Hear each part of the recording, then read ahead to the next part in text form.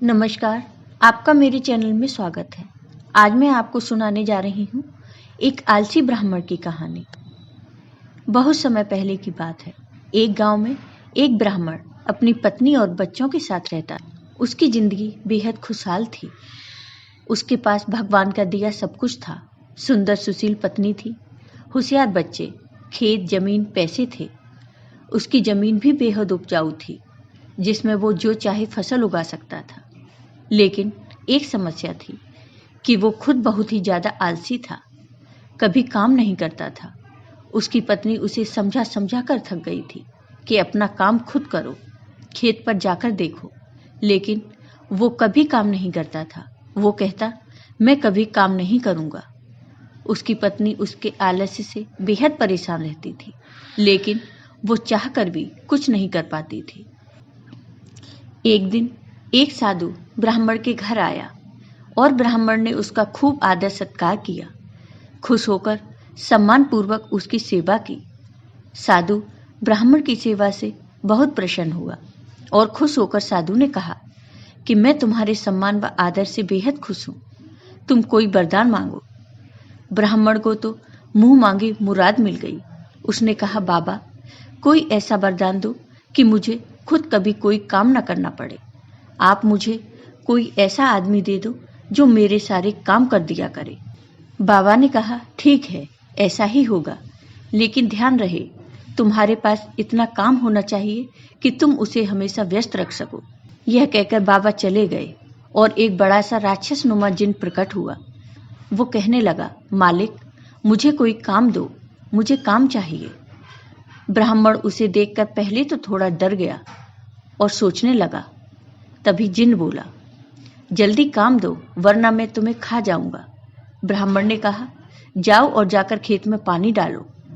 यह सुनकर जिन तुरंत गायब हो गया और ब्राह्मण ने राहत की सांस ली और अपनी पत्नी से पानी मांगकर पीने लगा। लेकिन जिन कुछ ही देर में वापस आ गया और बोला, सारा काम हो गया, अब और काम दो। ब्राह्मण घबरा गया और बोला कि अब तुम आराम करो, बाकी काम कल करना। जिन बोला, नहीं, मुझे काम चाहिए वरना मैं तुम्हें खा जाऊंगा। ब्राह्मण सोचने लगा और बोला, तो जाकर खेत जोत लो, इसमें तुम्हें पूरी रात लग जाएगी। जिन गायब हो गया। आलसी ब्राह्मण सोचने लगा कि मैं तो बड़ा चतुर हूँ। वो अब खाना खाने बैठ गया। वो अपनी पत्नी से बोला, अब मुझे कोई काम नहीं करना पड़ेगा, अब तो जिंदगी भर का आराम हो गया।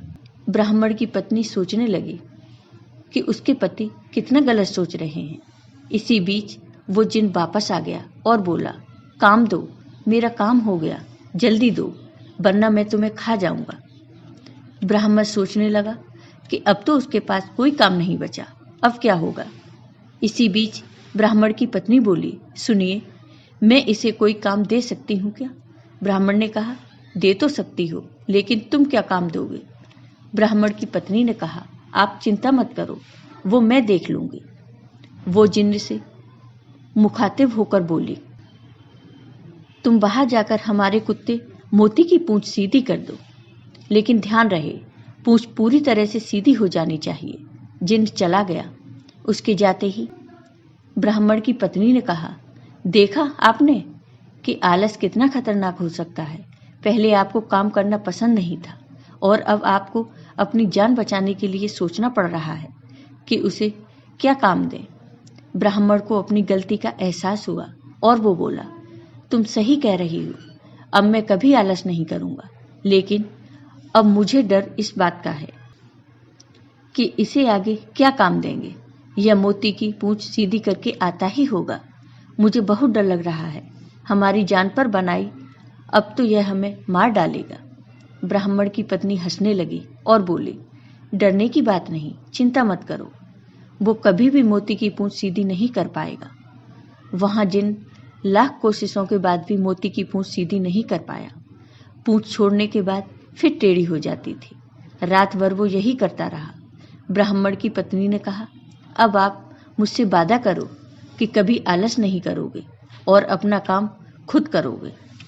ब्राह्मण ने अपनी पत्नी से वादा किया और दोनों चैन से सो गए।